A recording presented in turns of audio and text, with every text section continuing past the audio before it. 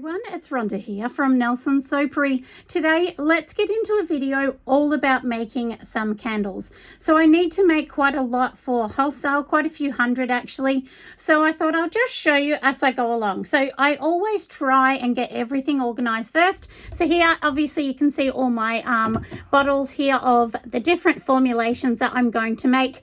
All of my candles are never one particular scent. I do mix several scents. This one here has 4 different scents in it, and that one there is a really special one that I call Le Cotton, and that is unique to me.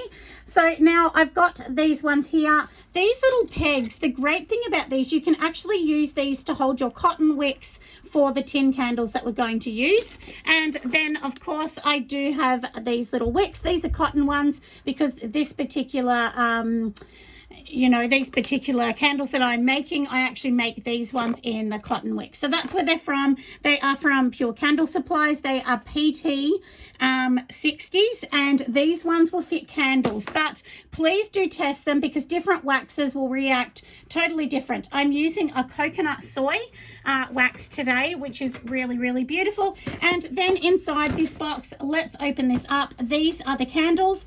The candle tins. I actually buy these from Aussie Candle Supplies in bulk. I usually buy quite a few hundred in a go.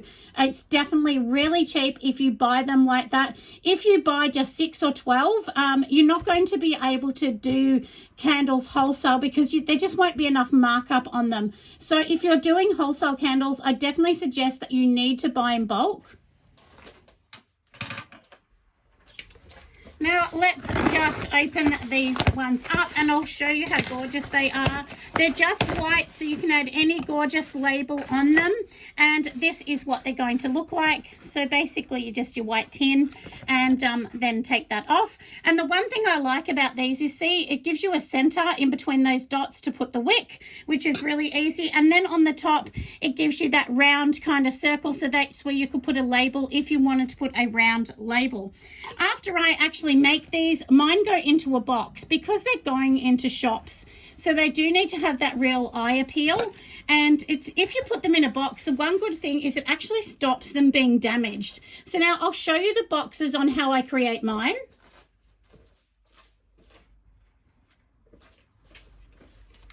Now, to give you an idea, this is what my candles look like when they are finished. So these are the beautiful boxes. So obviously on the front, it's got the labeling. On the back, it's got, directions and all of the things that you need to add in there, the warnings. And of course, once they open it up on the bottom of the candles, it will have another warning on there just to make sure everyone's got all the warnings they need. Now, if you can see how I do mine, my sticker literally goes from this side here all the way around. It seals the box. So when someone gets it, they know no one else has tampered with the box. It is a little bit tricky if you've got a store because that means they've got to rip it off, but they could literally get a Stanley knife and just slice there and they can still resell it.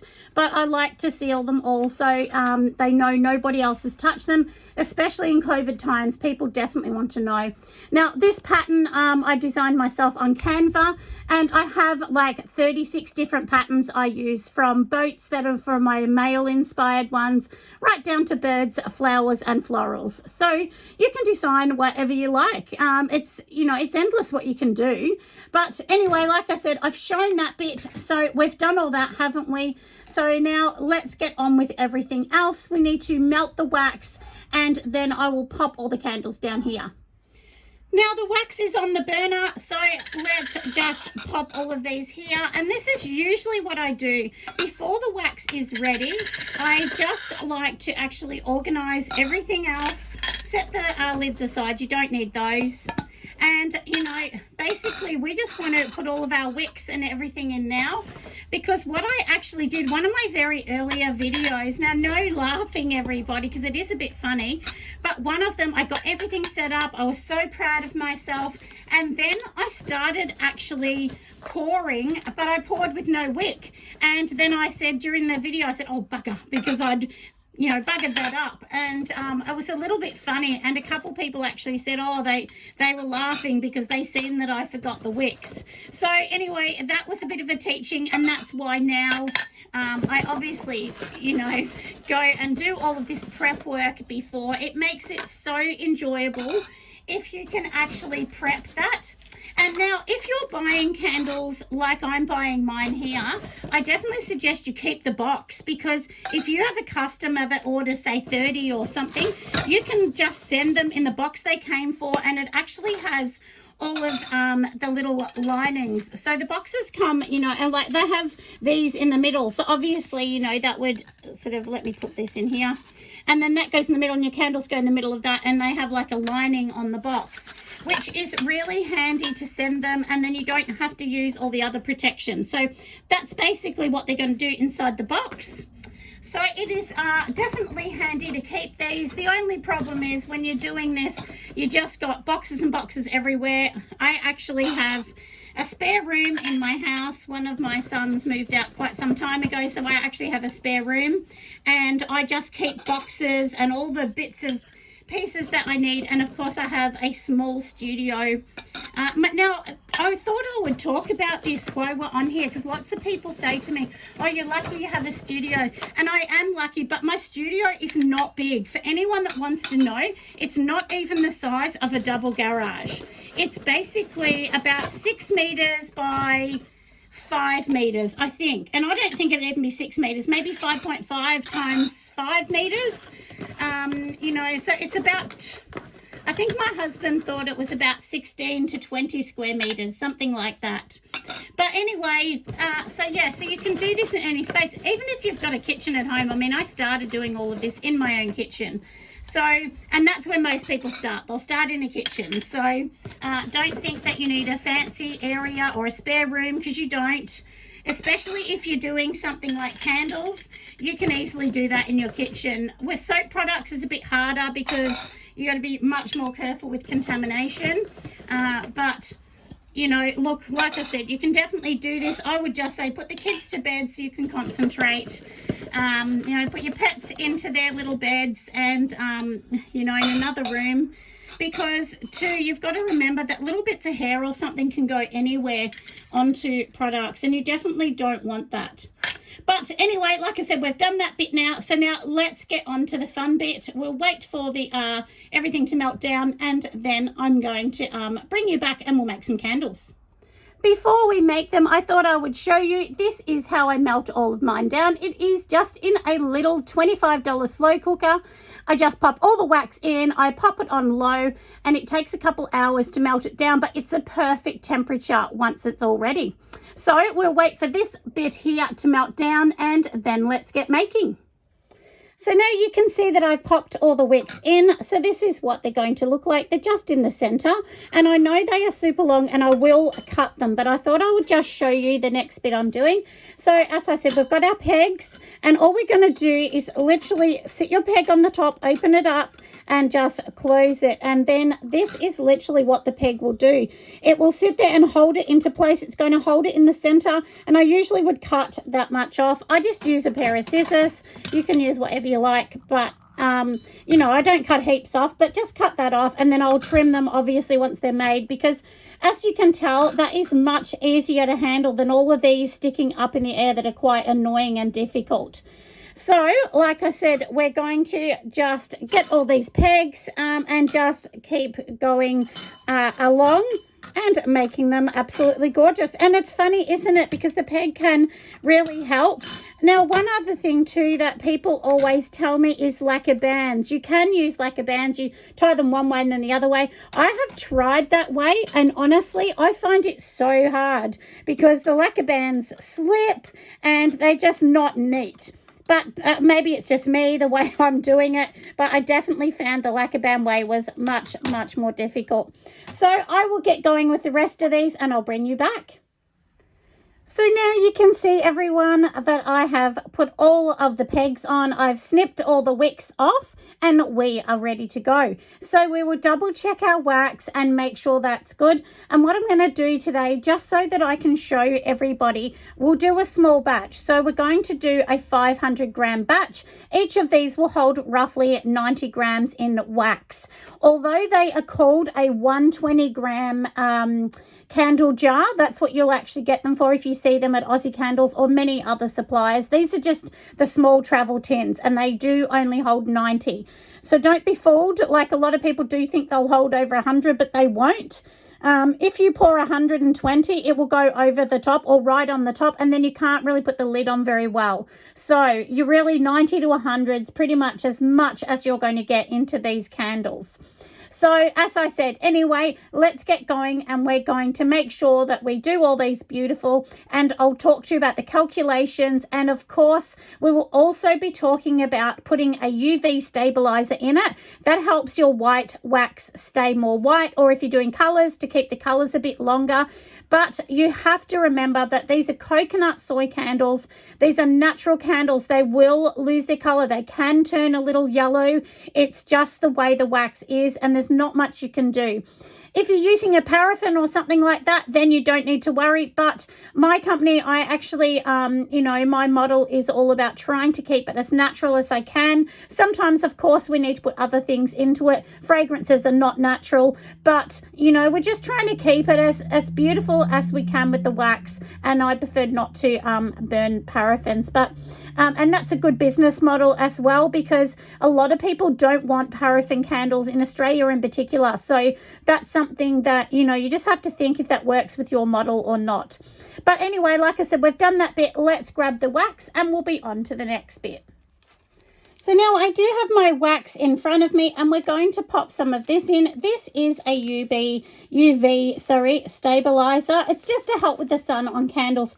And if you can see this tiny amount I'm going to put in, it's so small. It's like, I think it's like 0.1% or something. It's very small. And then we're just going to mix it in just when it's hot, just when you take it straight out. You can pop it straight in. And then that's it. In here, it is a bit of a blue container, but I've added no color or anything. These ones are not going to have color. Now we need to keep our eye on the temperature. So here is, my little heat gun thing. It's just an infrared, and you can see that it's saying like roughly 68, 69. That is too hot for this particular wax. The wax I'm using is a coconut soy wax. This is from Pure Candle Supplies here in Australia.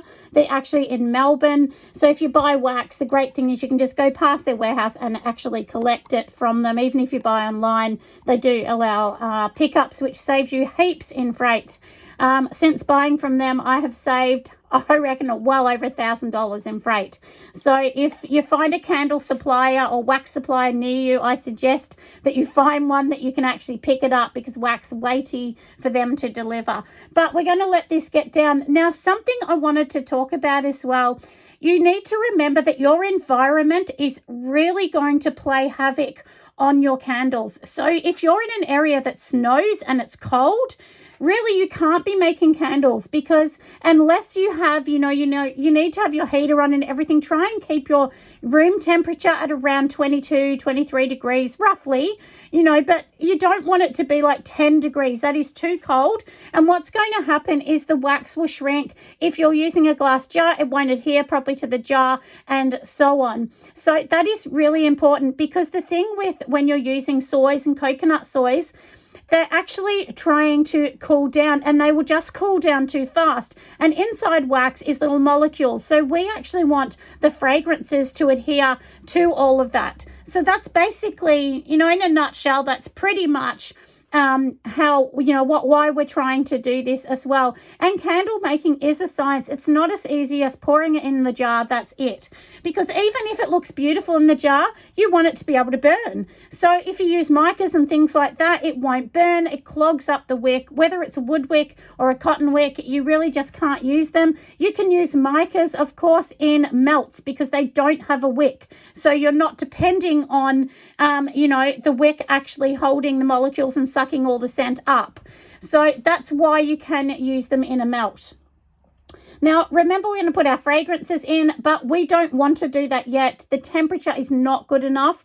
Now, this particular wax, And when I talk about temperatures as well, I'm talking about Celsius, because in Australia we talk Celsius. But in the link below, I will actually write down in the description, so just check that out.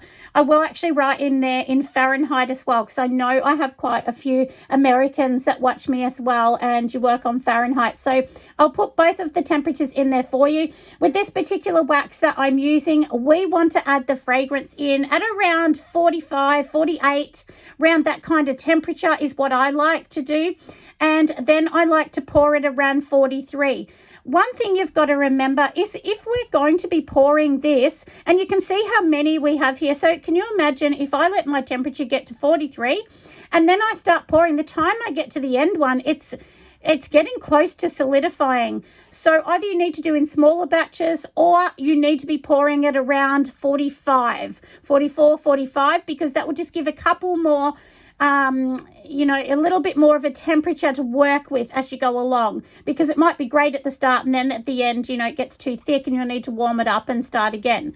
So basically that's just a little bit about that as well. And if you're transferring from here to another jar, or to, you know, there's lots of people using a machine, they squirt it out into each jar, that will bring the temperature down as well. So everything you do brings it down. Stirring it brings it down. And when you're checking the temperature, you don't want to just leave this sitting here for 10 minutes and check it. You need to stir it, because what is in the middle or underneath will not be the temperature you take on top.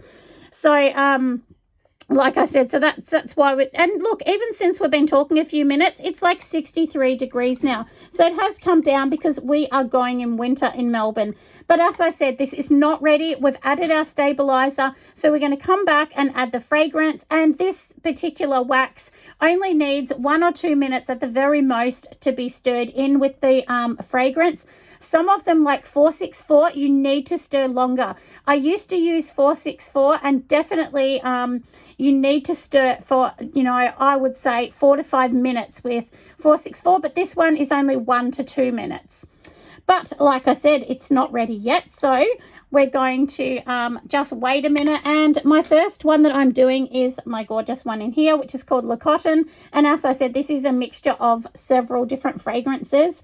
Lots of people ask me as well, can I give them the percentages of fragrances that I add? There's some that I don't give away that.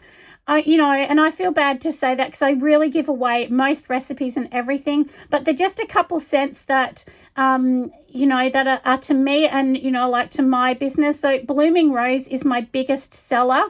And I've spent a lot of time with formulating, making sure I'm getting the gardenia, the peony, the rose, you know, the modern rose, the red rose, all the different roses and so on in that, because my Blooming Rose has a lot of different scents mixed into one. So if you want to be unique and have a unique scent that really stands out to your company, I definitely suggest that you start mixing some.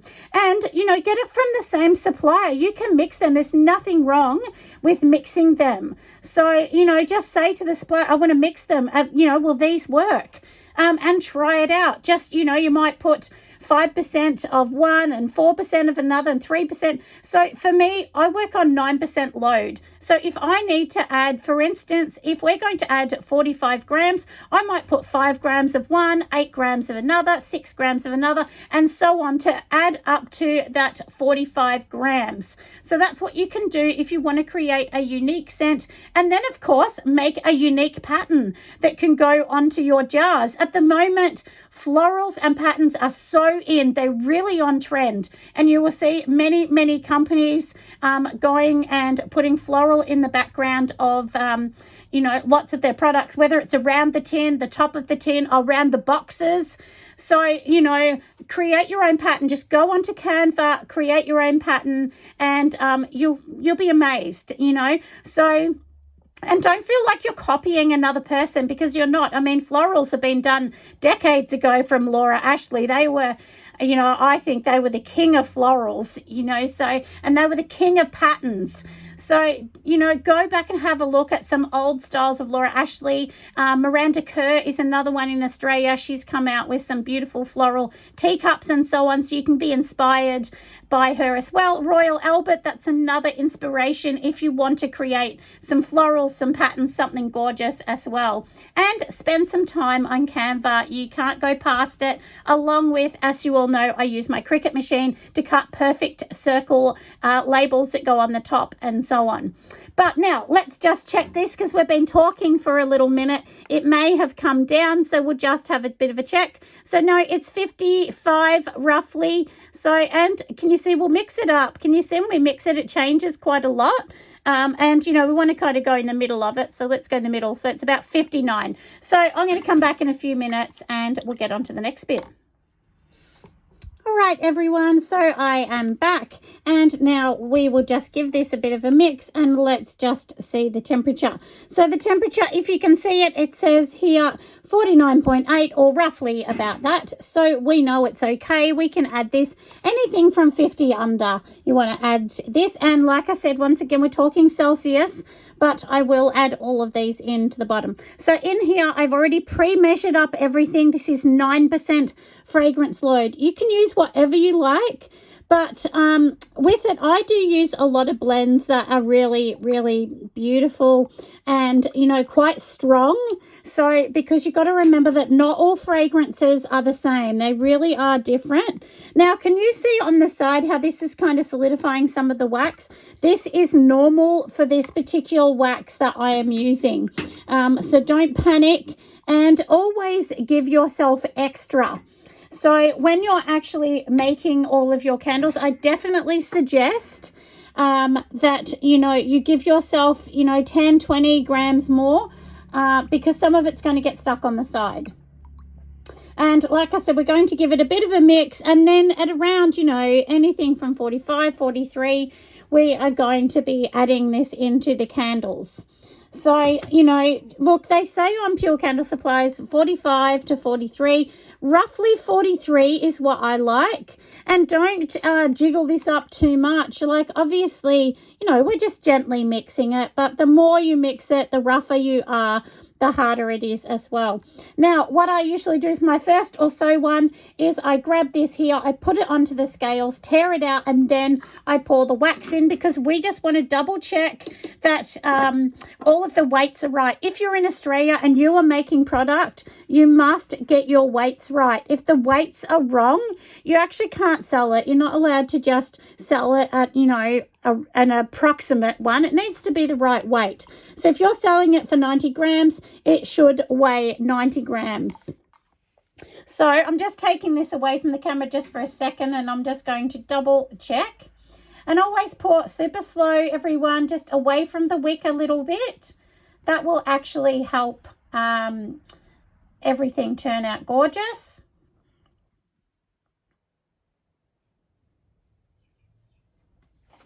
All right, so in here, if you can see this particular one here that I've done, it's almost at the top. Now, that is 100 grams. So that's why I really wanted to show everybody 100 grams is very, very, very close to the top. And, you know, you can see that this is actually holding our wick centered. So if it's not, just move it over a little bit, but it's going to center everything as well. So now let's get going and we will do the rest of these. As I said, just try and pour away from the wick just a little bit, because if you're pouring too close to the wick, what actually can happen with this is get the sinkholes. So if you're pouring right on here, so I always try and pour to the side a little bit. I'm not saying it's 100% proof, but it's as good as we can get. And then once I've done these, I'll move them all in a line so I know which scent is which, because I've got to make a few different scents. I actually have to make 15, I think, all up today for different, I think I have 3 different wholesale clients. So we will just make sure this is all good. And after you've done them, just weigh everything up, check all your scents.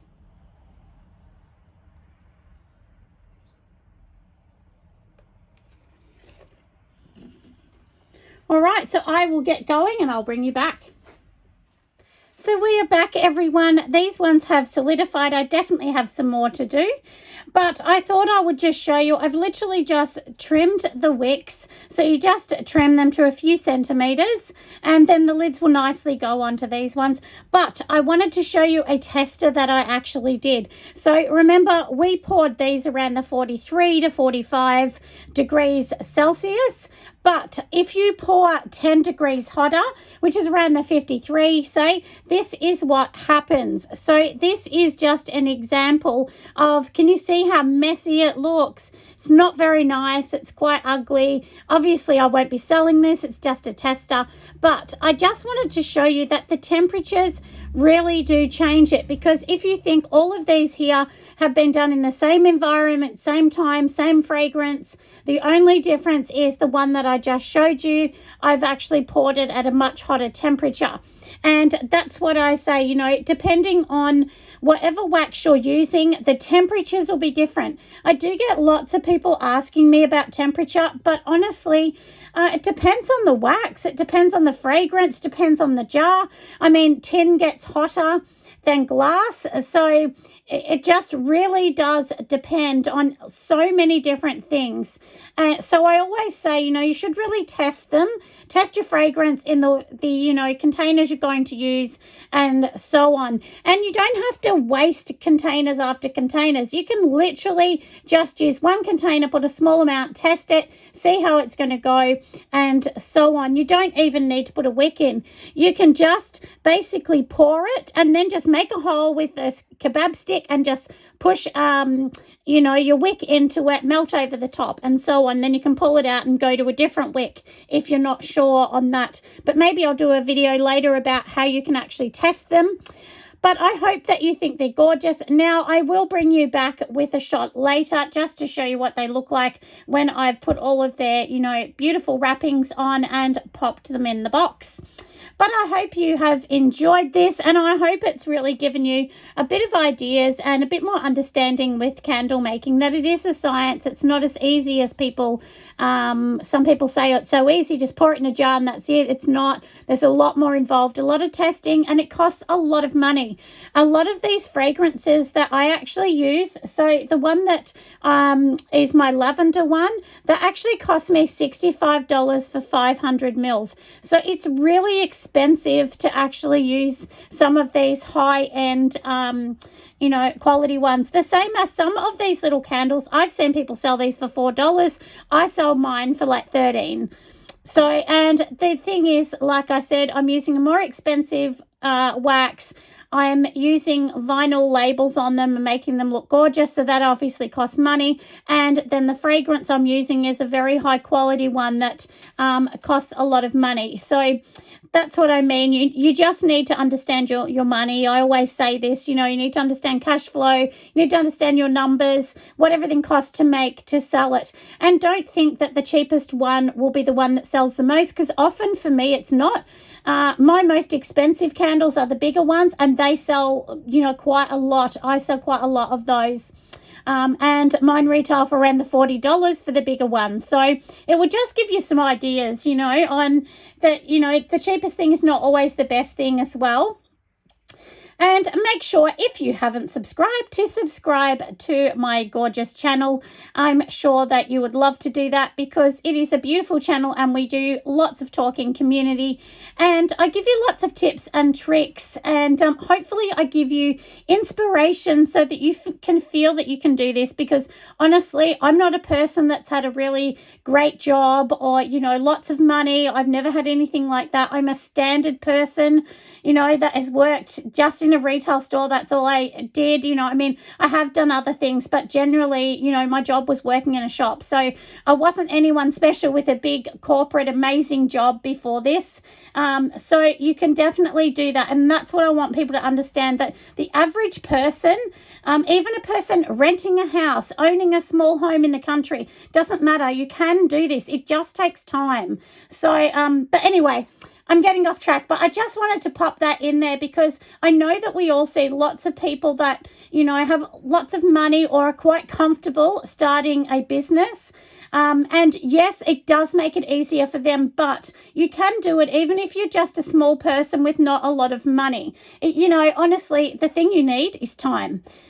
You know, you really need time and passion, and I spend a lot of time on my business, some days 15 hours a day, but it doesn't feel like work because I really love what I do. But anyway, like I said at the end, I'm definitely going to bring you an image of all of them done, gorgeous, and then we will scoot over them. So I will see you in maybe half an hour when I do that bit.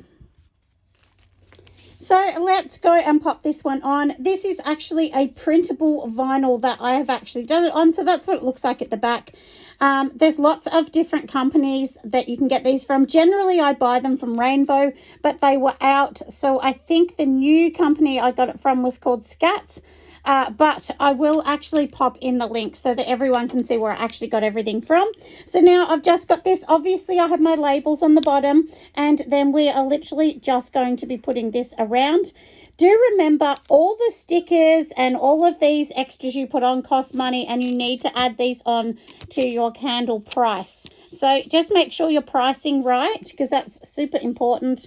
And there you go. Look how gorgeous that looks. Doesn't it look cute? Hopefully you can see it nice and clean. And it just looks really beautiful around the jar. Now I'm just going to literally put my lid on, which will sit like this. And it's just a white lid. You can put another one. But the reason I didn't, I did originally have one on, and then I thought, no, I'm taking that away because it was costing too much to have another one and too much time as well. So now we've got our jar, and as we know, it's looking gorgeous sitting up there. So let's get the box and we'll organize that next. So these boxes here are simply like this. You can actually make your own on Cricut if you're good on a Cricut machine. But for this exercise, I'm not going to. And because I make so many of these ones, I just bought these from Aussie Candle Supplies. These are just the ones that they suggest that go with the tin. So let's just organize it, and I'll show you exactly how I do mine. All right, so we've got our candle. Obviously, we're just going to pop it in there. We will close it over. Now, these ones are a little bit different. I actually designed these myself that go over the box. And the reason I actually designed my particular labels is we're in COVID times. Now, I'm making it look difficult, aren't I, actually closing this box? Because my hands are so cold, and I'm kind of doing it behind the camera, so let me just fix it. So there you go, that's done. And we're in COVID times still. I mean, I know we're out of COVID, but people are a bit funny about things being closed more than they ever have been. So I actually designed these, and what happens is they kind of fold over like that, so they seal that so no one can open it. So they go over the ceiling. If they were in a shop, they could get a Stanley knife and literally just slice straight across there if they wanted to open the box up. But this is how I've done mine. It's really just the same as, you know, when you go in a shop and have that little sticky tab on top so no one can get into them. So now I just go over my box here. So this is how I've designed these. For anyone wanting to know, these labels here are 7 centimeters long by 5.2 centimeters. So now you can see how I've wrapped it here, and it goes straight over that.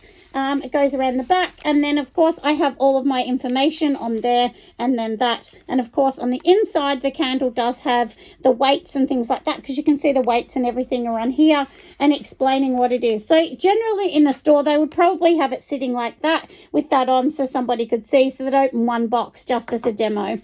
But anyway, I hope this, you know, video has been super helpful on even just how to, you know, sell them. And since I've gone wholesale less than a week ago, I've had lots and lots of these candles sell. So, you know, all of these ones are sold, plus more that I've done. I think 3 different batches now. But that's super important, isn't it? So just make sure that, you know, you get all your branding right. You know what you want, and don't be like me and listen to too many people. Just listen to yourself, because you know what you want.